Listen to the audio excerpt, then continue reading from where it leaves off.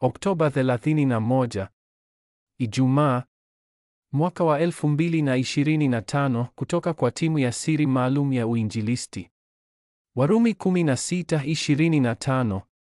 Sasa atukuzwe yeye awezaye kuwathibitisha ninyi kwa injili yangu na uhubiri wa Yesu Kristo, sawasawa na ufunuo wa ile siri iliyofichwa tangu zamani za kale. Kanisa lazima lipange timu za uinjilisti kimya kimya bila kuvutia umati.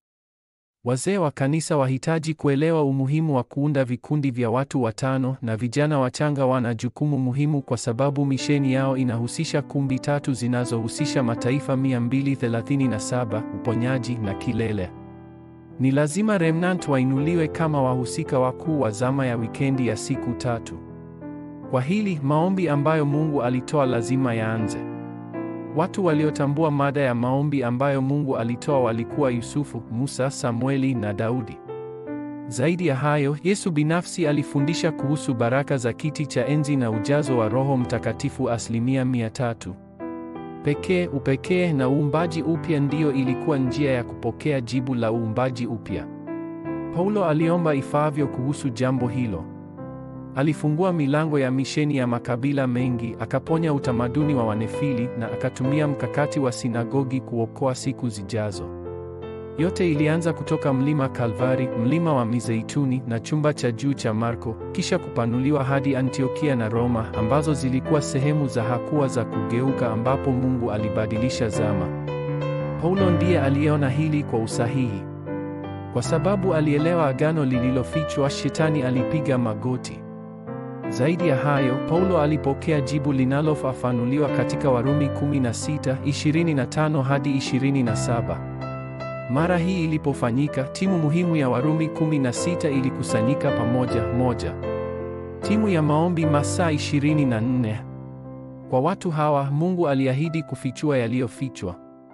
Mungu alisema atakufunulia yaliyofichwa shambani, siku zijazo na hata milele. 2. Timu ya uinjilisti masaa 24. Mlezi, mfanyakazi mwenza na mwenyeji ni sehemu ya timu ya uinjilisti ya masaa 24. Timu ya siri masaa 24.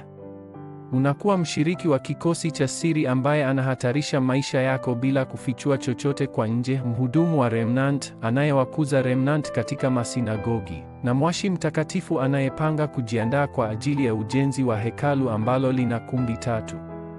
Kusonga mbele, uinjilisti lazima uwe na utaratibu karibu na wanafunzi. Bila hii, haitawezekana kuwahubiria injili Waislamu, Uchina na Korea Kaskazini. Ndiyo maana media inakuwa muhimu.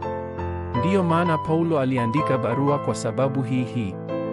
Uponyaji pia ni sehemu yake ambayo inaitwa uinjilisti wa batizan. Hii ndiyo njia pekee ambayo ulimwengu unaweza kubadilika kweli katika siku zijazo. Huu ndio mfumo ambao ulifanywa na wale wanaoifurahia injili ipasavyo na kumiliki uwezo wa kiti cha enzi, ombi la agano. Mungu Baba, injili itangazwe mwaka huu. Mataifa yaliyoendelea yameingia gizani ikiwemo Marekani na Ulaya yaokoke.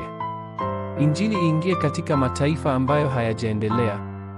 Acha makabila 5,000 yaibuke. Katika jina la Yesu Kristo ninaomba. Amen.